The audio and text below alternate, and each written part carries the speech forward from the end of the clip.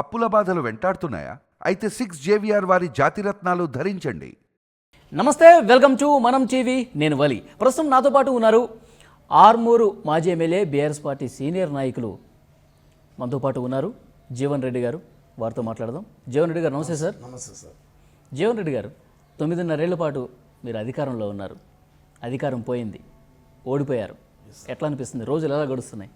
చూస్తూ ఉంటే ప్రజలను చూస్తూ ఉంటే వాళ్ళు ఏవైతే 420 పథకాలు ఆ రోజు చెప్పారు, 6 గ్యారెంటీలు, అవి గారెడీలాగా మారిపోయినాయి. 6 గ్యారెంటీలు కావు, అవి గారెడీగా మారిపోయి ప్రజలకు ఒక ఆశ. తెలంగాణలో ఏంటంటే పెడతా అంటే ఆశ, ఇస్తా అంటే ఆశ. 100 రోజులు వాళ్ళు అడిగారు. డిసెంబర్ 9వ తారీఖు నాడు రేవంత్ రెడ్డి గారు వారి భాషల్లో చెప్పారు సార్. వాళ్ళ వీడియో చూపించక తప్పదు. మేము 120 రోజులు ఎప్పుడు ప్రెస్లో మాట్లాడలే. ఇదే రోజు ఫస్ట్ టైం మాట్లాడుతున్నాం మేము. ఎందుకంటే మరి 100 రోజులు టైం అడిగారు, ఒక 25 రోజులు గ్రేస్ పీరియడ్ ఇచ్చాం వాళ్ళకి. వారి భాషలో ఈ రాష్ట్ర ముఖ్యమంత్రి గారు వారి సభలలో ప్రజలకు ఇచ్చిన హామీలు ఒక నిమిషం చూపించిన తర్వాత అవి అమలైనాయా కాదా? డిసెంబర్ 9, 2023 ఉదయం 10:30 గంటలకు ఇందిరమ్మ రాజ్యం 6 గ్యారెంటీల మీద తొలి సంతకం పెడుతుంది. 100 రోజుల్లో ఈ పథకాలను అమలు చేస్తా. నేనేం చెప్తున్నా అంటే రుణమాఫీ అయిన వాళ్ళందరూ ఎంబడి పోయి మళ్ళీ 2 లక్షల రుణం తెచ్చుకోరి. డిసెంబర్ 9 నాడు నేను అవి మాఫీ చేస్తా. కాబట్టి రైతులందరికీ నేను విజ్ఞప్తి చేస్తున్నా, ఎమ్మడే పోయి బ్యాంకు పోయి లోన్లు తెచ్చుకోరి, వచ్చిన ఎమ్మడే నేను రుణమాఫీ చేస్తా. వరి పండించేటువంటి రైతులకి వరి పంటకి క్వింటాల్కి 500 రూపాయలు అదనంగా బోనస్ ని ప్రకటిస్తా ఉన్నారు. 1960 రూపాయలున్న వరి కనీస మద్దతు ధరకు మించి 2500తో ఒట్లు కొనే బాధ్యత, 2500కు క్వింటాల్ ఒట్లు కొనే బాధ్యత కాంగ్రెస్ పార్టీ తీసుకుంటుంది. వ్యవసాయ పన్నులు మొదలయ్యే ముందల్లే సంవత్సరానికి ప్రతి రైతుకు ఎకరాకు 15,000 రూపాయలు రైతు భరోసా పథకం కింద ప్రతి రైతును ఆదుకునే బాధ్యత కాంగ్రెస్ పార్టీ తీసుకుంటది. భూమి లేని కౌలు రైతులు కౌలుకు భూమి పట్టుకుంటే రైతు బంధు పథకం ఏమో భూమి నాయనకు పోతుంది, కౌలుకు తీసుకున్నాక అప్పులు మిగులుతున్నాయి, పురుగుల మందు తాగి చచ్చిపోతుంది. అందుకే కౌలు రైతులను కూడా గుర్తించి ప్రతి ఎకరాకు 15,000 రూపాయలు కౌలు రైతుల గుడియానికి అలా కాంగ్రెస్ పార్టీ నిర్ణయం తీసుకుంది.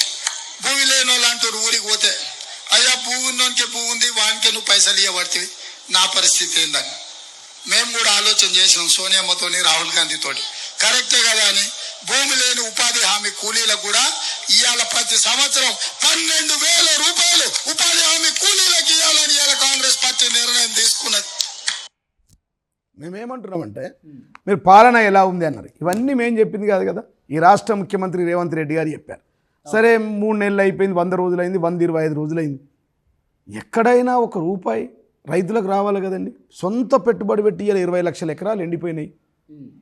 మేడిగడ్డలో ఉన్న 5 TMCలు కిందికి వదిలేసిర్రు. మమ్మల్ని బదనాం చేయడానికి కాళేశ్వరం కరప్షన్ అని ఇంకోటని 2 పిల్లర్లు పాడైనాయి. కాళేశ్వరం అంటే 2 పిల్లలు అండి. ఎన్ని వేల కిలోమీటర్ల పైప్ లైన్లు, ఎన్ని వేల కిలోమీటర్ల రివర్స్ పంపింగ్ సిస్టమ్, ఎక్కడ పోచంపాడు, ఎక్కడ కాళేశ్వరం, మేడిగడ్డ, అక్కడి నుంచి అక్కడికి నీళ్ళు ఎత్తిపోవడం, ఎన్ని లిఫ్టులు, ఎన్ని బ్యారేజీలు, ఇవన్నిటితో కలిసింది కాళేశ్వరం. మనం బ్యారేజ్ చేయడానికి ఉన్న నీళ్ళు కిందికి వదిలేసారు. 5 TMCలు ఉంటే ఇలా పంటలు ఎండిపోయేది కాదు కదా.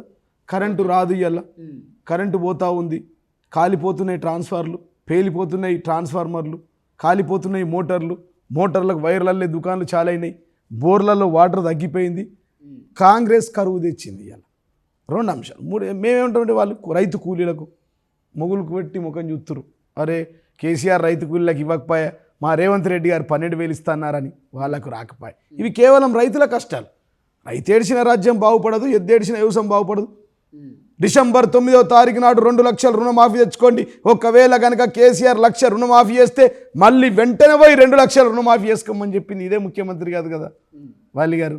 మేమేమంటామంటే మీరు చెప్పిన హామీలు 420, ఆ 420 హామీలను నెరవేర్చుకుంటే మీరు కాంగ్రెస్ 420 కాదు కదా. ఇవాళ మేమంటే ఒక్క మాట 420 కాదు కదా, 420 కాంగ్రెస్గా ఎందుకు మీరు పేరు తెచ్చుకుంటా ఉన్నారు? జగన్ రెడ్డి గారు యాక్చువల్గా బీఆర్ఎస్ ప్రభుత్వం మొత్తం ఖజానాను ఖాళీ చేసిపోయింది. యాక్చువల్గా మేము అధికారంలోకి వచ్చిన తర్వాత ధనిక రాష్ట్రం అని చెప్పారు. సో అద్భుతమైనటువంటి ప్రగతి సాధించి ఎంతో గొప్పగా ఉందని చెప్పేసి మేము అనుకున్నాము. అధికారంలోకి వచ్చేది తెలిసింది మొత్తం ఖాళీ కుండలు ఆ భాషలో చెప్పలేదు. మీరు చెప్పినంత మంచి తెలుగు పండితులు ఉన్నట్లేదు. మీరు అంత తెలుగు పండితుల భాషలో చెప్పలే ఆయన. ఇక్కడ లంక బిందెలు ఉన్నాయనుకున్నా, ఈ సెక్రటరేట్ కింద తవ్వుతే లంక బిందెలు వెళ్తాయి అనుకున్నా, ఏమి లేవు ఖాళీ బిందెలు ఉన్నాయని ముఖ్యమంత్రి గారు అన్నారు. వారు అనవలసిన మాట కాదు. ఏ రాష్ట్రాలకు కానీ, ఏ దేశాలకు కానీ, అభివృద్ధి చెందిన దేశాలకు కానీ సంచులలో డబ్బులు ఉన్నాయి, గోనె సంచులలో మొత్తం. దానికి ఎఫ్ఆర్ఎంపి దానికి తగ్గట్టుగా అప్పులు తెచ్చుకుంటాం. అభివృద్ధి చెందిన దేశాలన్నీ అమెరికా, రష్యా, చైనా కూడా అప్పులు ఉన్నాయి. ఇలా భారతదేశంలో ఇతర రాష్ట్రాలకు ఉన్నాయి. గుజరాత్ రాష్ట్రానికి కూడా అప్పులు ఉన్నాయి, మహారాష్ట్రకు కూడా అప్పులు ఉన్నాయి. ఈ దేశంలో మన రాష్ట్రానికి కూడా అప్పులు ఉన్నాయి. ఇప్పుడు గడియల వడ్లు గడియలు ఉండాలి, గడియలలాగా పిల్లగాళ్ళు ఉండాలంటే ఎట్లా అండి? కుండ నిండా వడ్లు అట్లని ఉండాలి, దమ్మిడిలాగా కొడుకులు ఉండాలంటే ఉంటారా అండి? అప్పులు ఉంటేనే రాష్ట్రం ముందడికి పోతూ ఉంటుంది. ఎందుకు తెచ్చాం మేము? ఎవరి కోసం తెచ్చాం? మా కోసం తెచ్చామా? రైతులకు ఇచ్చినాం రైతు బంధు. 63 లక్షల మంది రైతులకు 85,000 కోట్లు, రైతులకు రుణమాఫీ, రైతులకు పెట్టుబడి. విద్యుత్ శాఖ మీద 80,000 కోట్లకు పైగా. ఇప్పుడు వల్లి గారు గుండె మీద చేతేసుకొని చెప్పండి. మీరు స్టూడియోలో కూర్చుంటారు, ఎన్నిసార్లు కరెంటు పోతుంది? 9.5 సంవత్సరాల్లో పోయిందా? మా కెమెరామెన్ కానీ ఇతను కానీ అడగండి. గుండె మీద చేతేసుకొని చెప్పండి. ఇప్పుడు మనం ఇంటర్వ్యూ చేసేంత టైంలో 3 సార్లు కరెంటు పోయింది. వాళ్ళకి చెమటలు వస్తూ ఉన్నాయి కరెంటు పోతే. ఏసీలు, ఫ్యాన్లు ఎప్పుడు బంద్ కాలే హైదరాబాద్లో. అందుకోసం 22 సీట్లు ఇచ్చారు. ఇలా మీరు చూస్తున్నారు కదా వల్లి గారు, ఎప్పుడు కరెంటు పోతే చర్చ. అభివృద్ధి చేస్తే ఎందుకు ప్రజలు మిమ్మల్ని నమ్మలేదు? మేము ఏమంటున్నామంటే, సరే ప్రజాస్వామ్యంలో ప్రజాస్వామ్యంలో ప్రజలే నిర్ణేతలు, వాళ్ళు మమ్మల్ని ఓడించారు. ఇది గెలుపోటములు సమానంగా భావిస్తాం మేము. ఒక స్పీడ్ బ్రేకర్ లాంటివి. బీఆర్ఎస్ పార్టీకి టీఆర్ఎస్ పార్టీ కొత్త కాదు. గెలవడం 2001లో నుంచి ఇప్పటిదాకా అనేక సార్లు మా ముఖ్యమంత్రి గారు డిప్యూటీ సీఎంకు, డిప్యూటీ స్పీకర్కి, ఇతర మంత్రి పదవులకు, కేంద్ర మంత్రి పదవులకు రాజీనామా చేసి తెలంగాణ కోసం ఉద్యమం చేసిన వాళ్ళం. పడంగానే లేచేది కాదు. ఒకసారి వెలుతురు పోవాలా, చీకటి ఉంటేనే వెలుతురు విలువ తెలుస్తుంది. ఇలా ఈ కరెంటు పోతూ ఉంది, రైతులకు పెట్టుబడి వస్తలేదు, రైతులకు డబ్బులు వస్తలేవు, మా అక్క చెల్లెలకు 2,500 పింఛన్లు రావట్లేదు, మహాలక్ష్మి రావట్లేదు, కళ్యాణ లక్ష్మి, తులం బంగారం రావట్లేదు. కాబట్టే వెలుతురు విలువ తెలుస్తుంది, సూర్యుడు విలువ తెలుస్తుంది.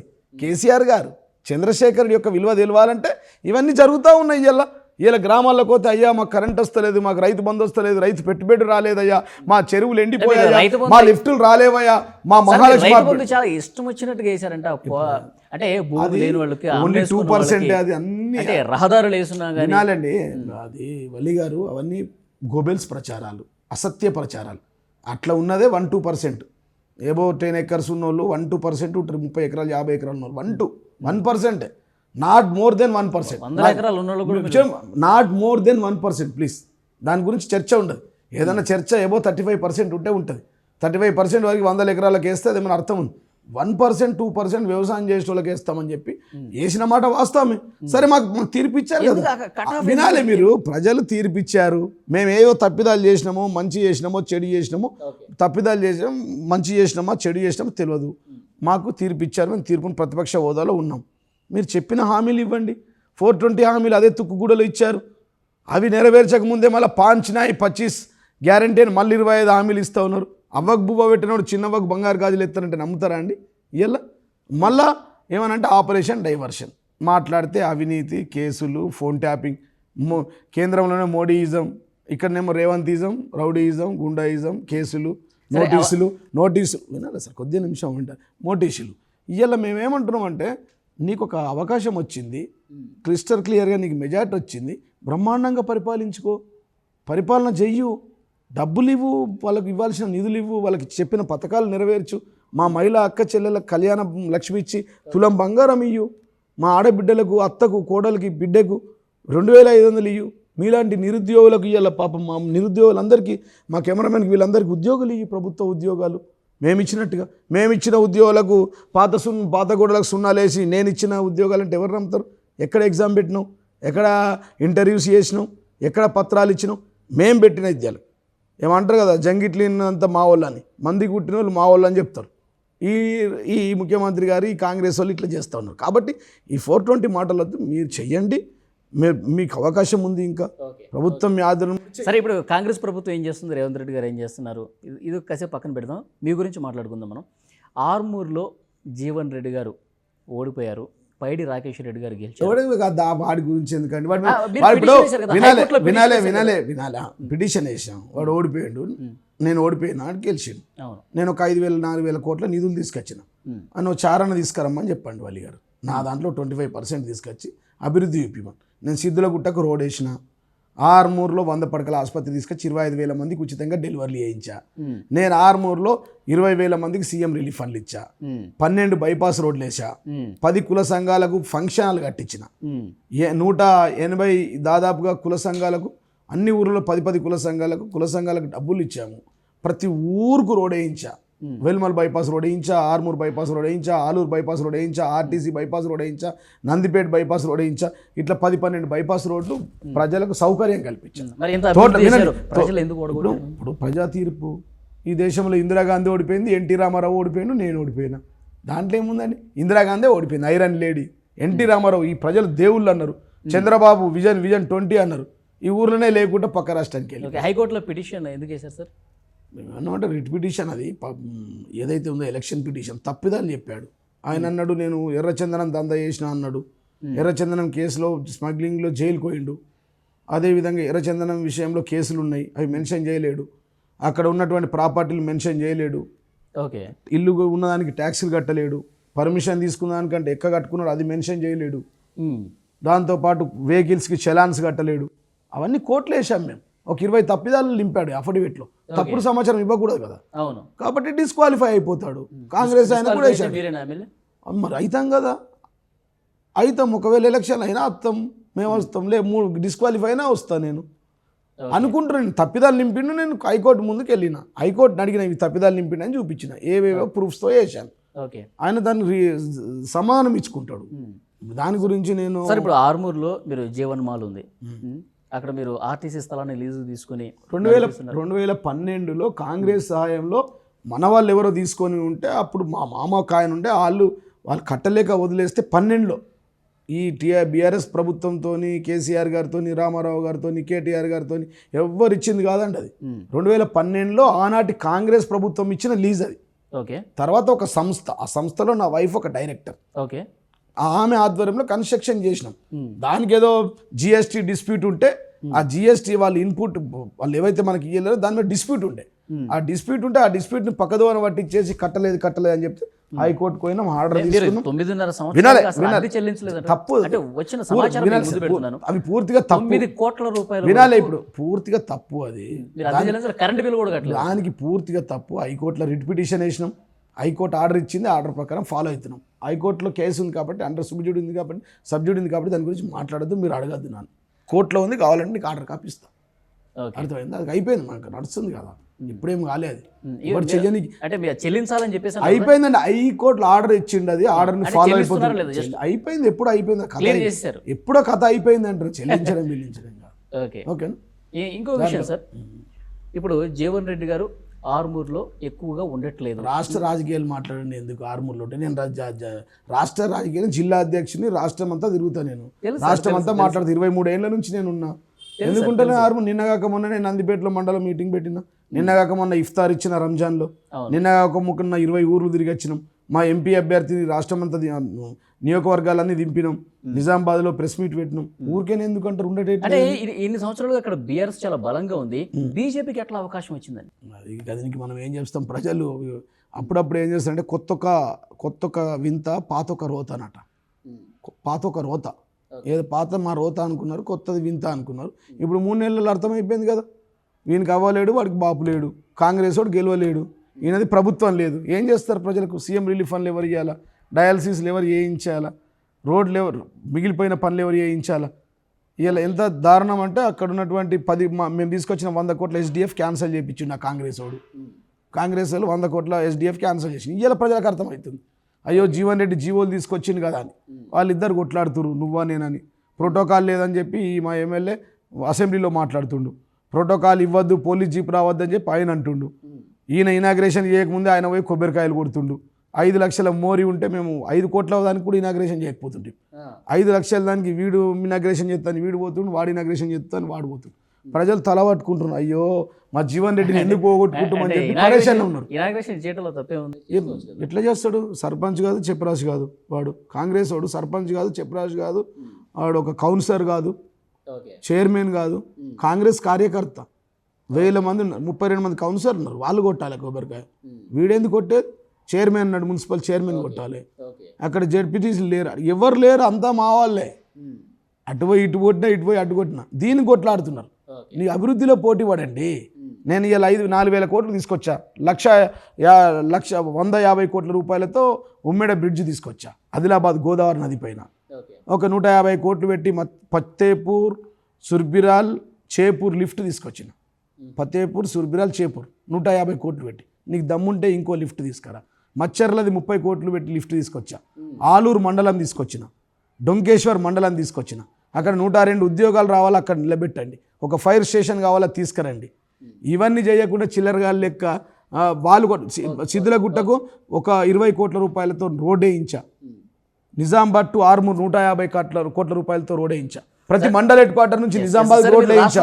ప్రతి మీరు అటుపోతే నేను ప్రతి గ్రామానికి ఇచ్చాం. 20,000 మందికి సీఎం రిలీఫ్ ఫండ్లు ఇచ్చాం ఉచితంగా. మెడికల్ క్యాంపులు పెట్టాం, ఎంప్లాయ్మెంట్కు రిక్రూట్మెంట్ చేశాం. ఒక 3,000 మందికి ప్రైవేటు ఉద్యోగాలు ఇచ్చాం. అక్కడ జాబ్ మేళా పెట్టి ఎన్నో కార్యక్రమాలు చేసాం. ప్రతినిత్యం అన్నదానం చేసినాం. ప్రతి సోమవారం శివుడి కోసం గుట్ట మీద అన్నదానం చేసినాం. మా క్యాంప్ ఆఫీస్లో ప్రతినిత్యం అన్నదానం ఉండేదా. ఎమ్మెల్యే మంచి పనులు చేసినా ప్రజలు సరే, ప్రజాస్వామ్యంలో ప్రజలే న్యాయ నిర్ణేతలు, గెలుపోవటం సమానంగా తీసుకుంటాం. ఒక స్పీడ్ బ్రేకర్లు మాత్రం. ఓకే, ఇప్పుడు కాంగ్రెస్ పార్టీ అధికారంలోకి వచ్చిన తర్వాత ప్రతి ప్రాజెక్టులు, అంటే బీఆర్ఎస్ చేపట్టిన ప్రతి ప్రాజెక్టులు, ప్రతి పథకంలో అవినీతి కనిపిస్తోంది. కాళేశ్వరం కావచ్చు, మిషన్ భగీరథ కావచ్చు, తర్వాత ఆపరేషన్ ధరణి కావచ్చు. ధరణిలో ఆపరేషన్ డైవర్స్ పాలిటిక్స్ అంటారు దీన్ని. ఇచ్చిన హామీలు చేయనికి చేతగాక ప్రజలను అటు చేయాలంటే కార్తీక దీపంలాగా సీరియల్ నడిపియాల. అవినీతి అవినీతి, అసలు ఎవడండి అవినీతి? అవినీతి కాంగ్రెస్ అనేది కవల పిల్లలండి. Father of the corruption Congress party. అసలు ఐఎన్సీ అంటేనే Indian national corruption party. INC అంటే Indian national cheaters party. Father of the corruption party Congress party. ఇవాళ కరప్షన్ అనే పదం పుట్టింది కాంగ్రెస్ డిక్షనరీలో అండి. భూమిలో బొగ్గు కుంభకోణం, భూమి మీద కార్ల కుంభకోణం, ఆకాశంలో అగస్ట కుంభకోణం, అంతరిక్షంలో 2G స్కామ్. ఇవాళ తెలంగాణలో వడ్ల స్కామ్. వాళ్ళ స్కామ్ల పాలన అండి. స్కీమ్ల పాలన కేసీఆర్ది అయితే, రేవంత్ రెడ్డి గారిది కాంగ్రెస్లో వాళ్ళ స్కామ్ల పాలన. వాళ్ళు స్కామ్ చేశారు. ఇలా 1,450 కోట్ల రూపాయల వడ్లు మా కాలంలో వండినవి ఇవాళ 1,900 రూపాయల చొప్పున గ్లోబల్ టెండర్లు పిలిచి ఇవాళ 2,183 రూపాయల ఎంఆర్పి రేట్ ఉంటే, ఎంఎస్పి రేట్ ఉంటే దానికి 500 రూపాయలు అదనంగా ఖర్చు అయితే 2,600 ఖర్చు పెట్టి కొన్న వడ్లను 1,900లకు అమ్మిన దౌర్భాగ్య పాలన కరప్షన్ పార్టీ కాంగ్రెస్ పార్టీ. ఎంత ఘోరమండి. ఇవాళ 1,450 కోట్ల అవినీతి జరిగింది. దాని మీద ఇవాళ మేము చెప్పాం, ప్రెస్ మీట్లో చెప్పాం. వాళ్ళు కనుక సిబిఐ సుమోటో కింద ఈడీ వాళ్ళు తీసుకోకపోతే మేము కంప్లైంట్ ఇస్తాం, హైకోర్టులో కేసు వేస్తాం, సుప్రీంకోర్టులో వేస్తాం. ఉత్తమ్ కుమార్ రెడ్డి గారి వాటెంత, సుదర్శన్ రెడ్డి గారి నిజామాబాద్లో వారి వాటెంత, ఈ రైస్ మిల్ బియ్యంలో, ఈ బియ్యం వడ్ల కుంభకోణంలో. కాబట్టి మేమేమంటున్నాం, 1,450 కోట్ల కుంభకోణం జరిగింది. మరి వీళ్ళు ఎందుకు కిషన్ రెడ్డి గారు, బండి సంజయ్ గారు, అరవింద్ గారు, ఈటెల రాజేందర్ గారు మౌనంగా ఎందుకు ఉంటున్నారండి? బీజేపీ వాళ్ళు ఇవాళ మాది బి టీం అన్నారు కదా, వాళ్ళు బీసీ టీం. అన్నది Bharatiya Janata party Congress B+C positive party. Father of the corruption party వారు మాట్లాడితే ఎట్లా అండి? ఇవాళ అవినీతి నేస్తం, కాంగ్రెస్ వస్తాం. వాళ్ళ వాళ్ళ వాళ్ళ వాళ్ళ విజనే అది, పైసా కమావ్. ఎక్కడికక్కడ కరప్షన్ చేస్తారు. ఇవాళ వినండి, ఇవాళ ఒక వడ్లే కాదు, ఇవాళ హైదరాబాద్లో వినాలి సార్, హైదరాబాద్లో ప్రతి బిల్డర్ దగ్గర 335 రూపాయలు స్క్వేర్ ఫీట్కి ఇవ్వాలని చెప్పి కొత్తగా తీసుకొచ్చారు. జిల్లాలో మంత్రులు దోసుకుంటున్నారు, ఎమ్మెల్యే నియోజకవర్గాల్లో ఎమ్మెల్యేలు దోసుకుంటారు. ఘోరం ఏంటంటే ఎమ్మెల్యే కానోడు కూడా మా ఆర్మూర్ నియోజకవర్గంలో అడ్డా పెట్టి రౌడీ మామూలు వసూలు చేసినట్టు ఇసుక దందాకు వసూలు చేస్తుండు. అలా ఇంటెలిజెన్స్ రిపోర్ట్లు ఉంది. మొరంకు వసూలు చేస్తూ ఉన్నాడు. ఇవాళ ఎంఆర్ఓ ఆఫీస్ దగ్గర ఒక ఇన్ఛార్జిని పెట్టిండు, కమిషనర్ దగ్గర ఒక ఇన్ఛార్జిని పెట్టిండు, ఆర్డీఓ దగ్గర ఒక ఇన్ఛార్జ్ పెట్టిండు. ఇది పరిస్థితి. వాలి గారు, మేము పాలించినాం. అంటే ఇప్పుడు వీళ్ళు ఎలాంటి విచారణ చేసినా, మీరు చేసినటువంటి పథకాలు కావచ్చు, ప్రాజెక్టులు కావచ్చు, 1% కూడా అవినీతి బయటపడదు అంటారు. ఇప్పుడు మేమేమంటున్నాం, రోజుల్లో నివేదిక వస్తుంది. ఇప్పుడు మేమేమంటున్నాం అంటే, సరే వాళ్ళు ఆరోపణలు చేస్తూ ఉన్నారు. ఇవాళ 23,672 మోడీ ఈడీ కేసులు ఉన్నాయి. 0.04% ఇవాళ విచారణలు తేలినాయి. 0.04%, 0.04%, 4% కాదు. ఒక 150 మంది 200 మంది మీద జరిగింది. 23,672 ఈడీ కేసులు ఉన్నాయి. వీళ్ళ పేర్లు చదవమంటే నా లిస్ట్ ఉంది నా దగ్గర అంతా చదవనికి. నేనేమంటున్నానంటే ఒకటే గుర్తుపెట్టుకోండి మీరు. నేను చెప్పేది ఏంటంటే క్రీస్తు పూర్వం క్రీస్తు శకం లాగా ఇవాళ ఈడీకి ముందు కేంద్రంలో ఈడీయిజం, రాష్ట్రంలో రౌడీయిజం, రేవంత్ రెడ్డి గారు గుండాయిజం కేసులు పెట్టించడం. ఏం సార్ లిక్కర్ కేసులో అరెస్ట్ అయ్యారు కవిత గారు, జైల్లో ఉన్నారు. అది పూర్తిగా పొలిటికల్ కేసు, డ్రామా, మన కార్తీక దీపం లాగా నడుస్తూ ఉంది. ఈడీ కేసు, ఈడీలో అక్యూజ్ నంబర్ 7 శరత్ చంద్రారెడ్డి. ఎలాంటి ఆధారం లేకుండా జైల్లో పెట్టేశారంటారా? Accused number 7 Sharath Chandrareddy liquor కేసులో ఉన్నాడు. క్షమాభిక్షతను బయటకు వచ్చిండు. 65 కోట్ల ఎలక్ట్రల్ బాండ్ ఇచ్చిండు. ఇవాళ హైదరాబాద్లో హ్యాపీగా ఉన్నాడు. అర్థమైందిగా. నచ్చితే జేబులో, నచ్చకపోతే జైల్లో, లొంగిపోతే జేబులో మోడీ గారు, లొంగకపోతే జైల్లో. పూర్తిగా ఆధారాలు ఉన్నాయని చెప్తున్నారు కదా. ఇప్పుడు సిబిఐ కూడా అరెస్ట్ చేసింది, సిబిఐ కస్టడీలో ఉన్నారు ప్రస్తుతం. ఇప్పుడు మేమేమంటున్నాం అంటే ఒక్క కేసు కాదు, ఇవాళ 20-30 కేసులు ఉన్నాయి మా దగ్గర, 23 కేసులు ఉన్నాయి. వాళ్ళు ఉన్నారు. ఇప్పుడు వాళ్ళు పూర్తిగా పొలిటికల్ కేసు కదా అది. నేను అనేది ఏంటంటే మీరు దయచేసి అర్థం చేసుకోవాల్సింది, దాంట్లో ఇప్పుడు దేశవ్యాప్తంగా ఉంది. సుబేంద కేసు ఏందండి, పశ్చిమ బెంగాల్లో ఏందండి, ఇలా కేరళ సీఎం కూతురుకి ఏందండి, కేజ్రీవాల్ కేసు ఏందండి, చెప్తా ఉన్నా నీకు నేను. పూర్తిగా దాంట్లో ఎట్లాంటి డౌట్ లేదు మీకు. మీకు కావాలంటే కొద్దిగా టైం ఇస్తే మా కేసులన్నీ మీకు చెప్తాం మేము. ఆంఫట్ అంటే మరి బీజేపీలో చేరగానే కేసులన్నీ ఆంఫట్ నేను చదివినే చెప్తాను నీకు. వేరే కేసులు చేరిన తర్వాత నిలిపివేతలు. మన ప్రాంతం పక్క రాష్ట్రంలో సుజనా చౌదరి మీద ఈడీ కేసులు, సీఎం రమేష్ మీద ఈడీ కేసులు. మీరు చాలా ఎగ్జాంపుల్ చెప్తున్నారు, కొన్ని సరిపోతాయి మాకు. ఇప్పుడు ఒకటే నిమిషం వినండి, అయిపోయింది చివరికి. అది అయిపోయింది. ఇప్పుడు చాలా ఎగ్జాంపుల్స్ చెప్పారు. అంటే నేనేమంటానంటే ఇప్పుడు బీజేపీలో జాయిన్ అయితే కనుక కేసులు ఏవి ఉండవు, అరెస్టులు ఏవి ఉండవు అని చెప్తున్నారు. ఏమంటున్నాం అంటే బీజేపీ మోడీయిజం, బీజేపీతో స్నేహం కొనసాగించే ప్రయత్నం ఏమైనా చేస్తున్నారు మరి? అక్కడనేమో వాళ్ళు ఈడీ ట్యాంపరింగ్ లో వాళ్ళు ఉన్నారు. మోడీ ఇక్కడేమో రేవంత్ గారు ఫోన్ ట్యాంపరింగ్ కొనసాగిస్తున్నారు. అంతే. వీళ్ళ అభివృద్ధి లేదు, ఆలోచన లేదు, వారు ఇచ్చిన పథకాలు లేవు, వారు చెప్పే మాటలు లేవు. ఇదంతా జరుగుతూ ఉంది. వలి గారు ఏం చెప్తారు, ఏం చెప్తారు? బీజేపీతో కలిసిపోతే ఎలాంటి కేసులు, అరెస్టులు ఉండవు లేవు కదా. అందుకోసం ఎదిరించినాం కదా. ఇప్పుడు ఈ ఎంపీ ఎలక్షన్స్ మేము ఎదిరించినాం కదా. ఎదిరిస్తేనే కవిత గారిని అరెస్ట్ చేశారు కదా. బీ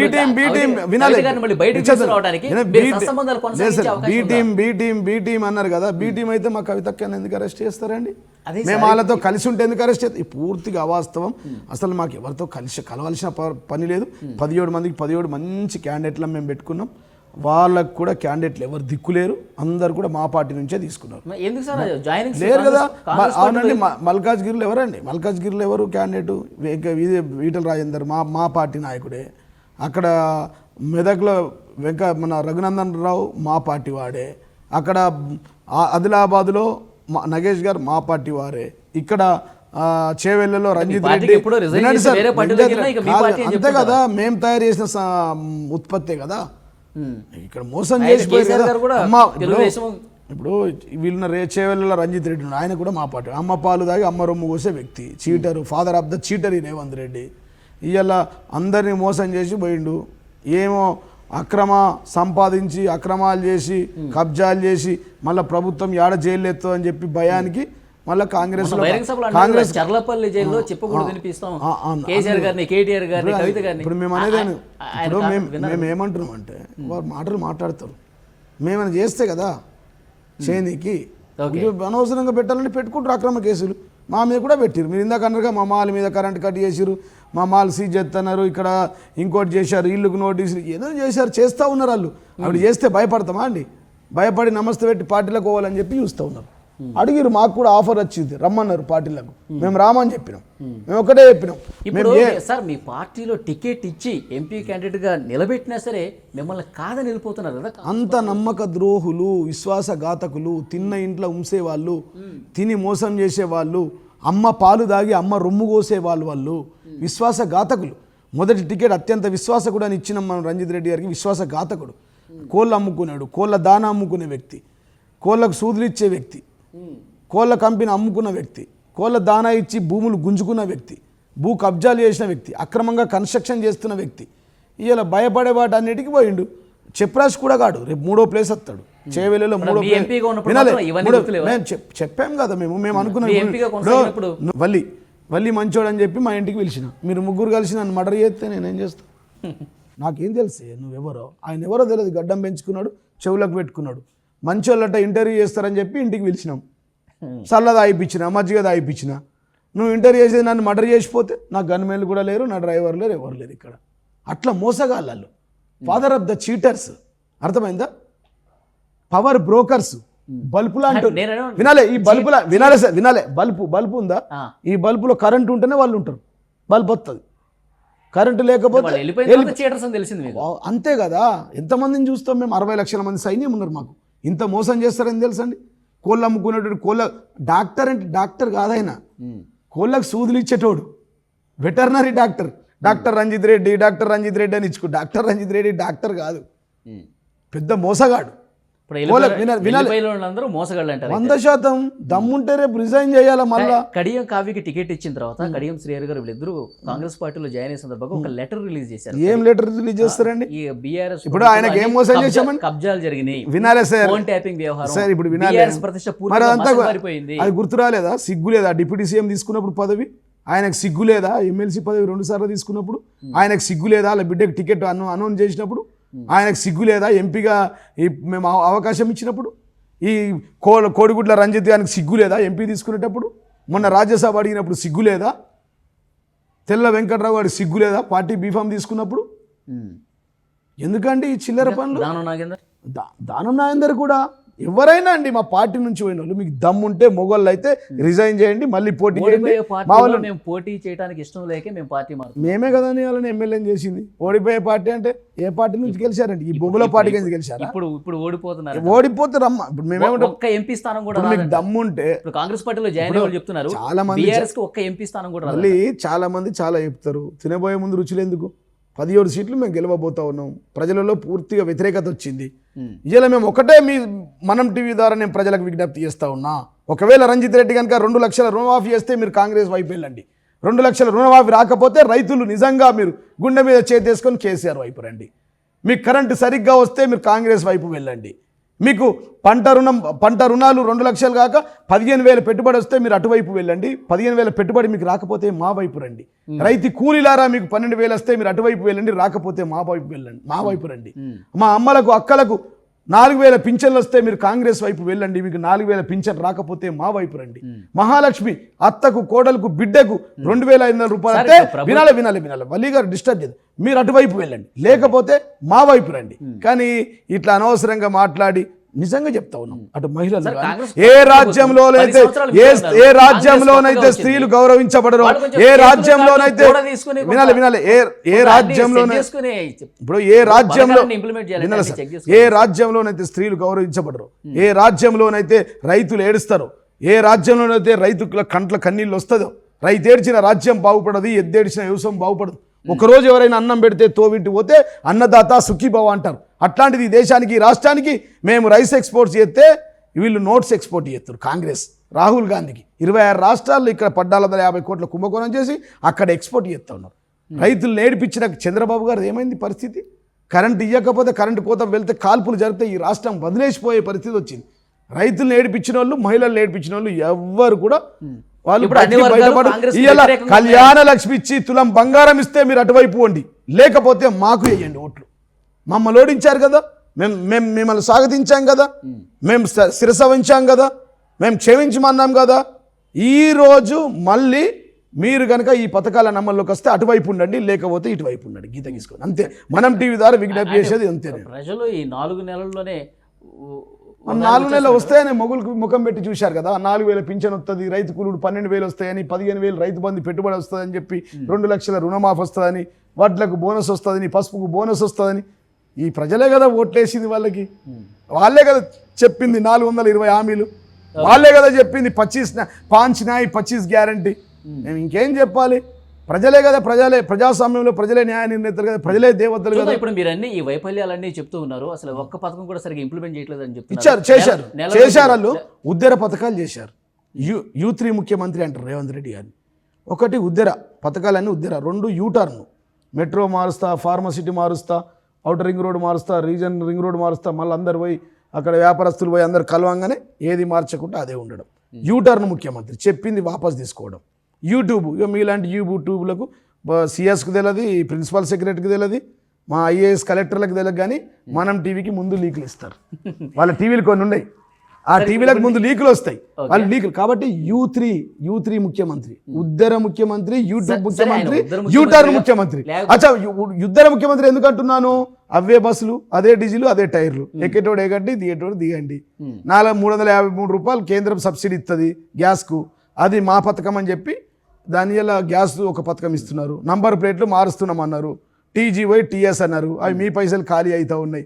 కాబట్టి మేము అనేది ఏంటంటే, సరే సార్, ఇప్పుడు నెల రోజుల్లో పోలింగ్ జరగబోతోంది, May 11 పోలింగ్ ఉంటుంది, 17 MP స్థానాల్లో మెజారిటీ మేమే గెలుస్తామని మీరు 17 గెలుస్తాం. మాకు ఒకవేళ కనుక మొన్న ప్రజలు ఏదైతే ఆలోచించి ఆశపడి భంగపడి ఓట్లు వాళ్ళకి వేశారో, ఒకవేళ అదే కనుక మాకేం జరగలేదు, మాకు న్యాయం జరగలేదు, మమ్మల్ని మోసం చేశారు, ఇది మోసపు కాంగ్రెస్, 420 కాంగ్రెస్, అబద్ధాల కాంగ్రెస్, మాకు పింఛన్లు రాలేవు, మాకు బంగారం రాలేదు, తులం బంగారం రాలేదు, కళ్యాణ లక్ష్మి రాలేదు, సీఎం రిలీఫ్ ఫండ్ రాలేదు, మా రైతు కూలీకి డబ్బులు 12,000 రాలేదు, రైతు బంధు రాలేదంటే అంటే కనుక ఒకవేళ ఈ రివాల్యూషన్ ఒకవేళ అభిప్రాయం ప్రజల్లో కూడా ఉంది.